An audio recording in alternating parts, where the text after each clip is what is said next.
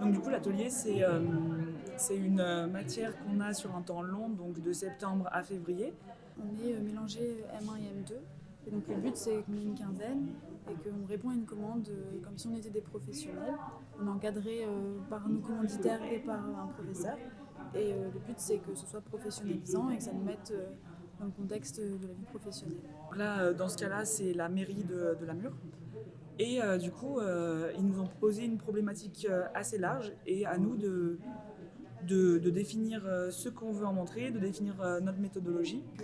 On doit mettre en place des outils qu'on utiliserait dans une situation où on serait salarié, où on aurait un.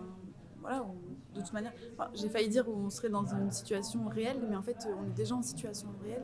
Disons qu'il y a autant de pression, il y a une pression qui est différente de celle qu'on peut avoir dans un TD, parce que là on a des vraies personnes en face, il y a des vrais enjeux, et il y a ça, mais on est tellement préparé avec tous les autres TD qu'on a eu que mine de rien, il y a cette petite crainte de travailler avec des vraies personnes qui est là au début, mais finalement c'est des gens, enfin c'est des élus qui sont aussi des habitants, et finalement ça a été une difficulté qui est préparée déjà par tous les autres travaux qu'on a eus.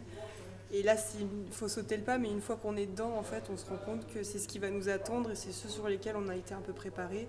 Là, l'intérêt pour eux, c'est que on est étudiant, donc voilà, c'est une autre approche. Aussi, nous, ça nous permet aussi de pouvoir faire des erreurs, les attentes sont moindres.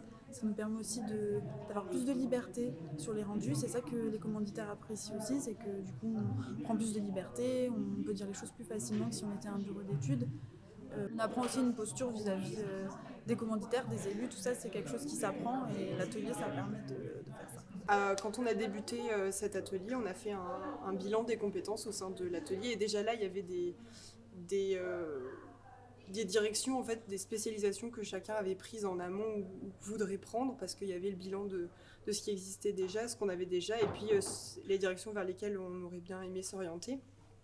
Et si on est plus un meneur ou plus quelqu'un de discret, ben c'est pas pour autant que c'est une difficulté, quoi. C'est une autre partie du groupe et mine de rien d'en être conscient, ben ça t'aide en fait pour te positionner plus tard, pour savoir ce que tu vas être capable de faire. Si ça a été naturel ou pas de. Pourquoi c'est moi qui ai présenté, parce que peut-être j'ai un caractère à vouloir gérer ou à vouloir être sûre que ma parole soit entendue, et du coup c'est un peu pour ça que mine de rien peut-être j'ai pris les devants au niveau de l'oral, mais c'est quelque chose qui s'est fait naturellement. Il y a des personnes qui ont beaucoup plus travaillé les données en amont pour permettre de faire une base pour ensuite qu'on puisse travailler les données qualitatives. Et puis au moment de la restitution, ben, là pareil, il y a des personnes qui sont plus à même de faire de la mise en page, de s'exprimer à l'oral, d'avoir un aspect critique. Voilà, chacun a son petit rôle et c'est vrai que là du coup sur l'oral, moi j'aime bien parler et donc c'est pour ça aussi que ça s'est présenté comme ça. J'aimerais bien travailler dans un milieu rural, dans le public, donc en collectivité. Donc ça peut être ce type d'employeur que je vais avoir plus tard. Là c'est la mairie, ça peut être une communauté de communes. Au niveau des thématiques, je suis assez intéressée par plusieurs choses, notamment la revitalisation des petites villes. Donc l'atelier là c'était parfait pour pouvoir approfondir ce sujet.